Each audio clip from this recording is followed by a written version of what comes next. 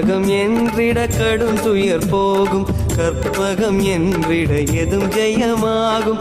கற்பகம் என்பதை கவசம் ஆகும், கவசமாகிய கணபதி போற்றி. காலம் மூன்றும் கணிப்பவன் நீயே, காப்பதும் கடமை கற்பக தருவே. தருவே உந்தன் திருவடி சரணம்.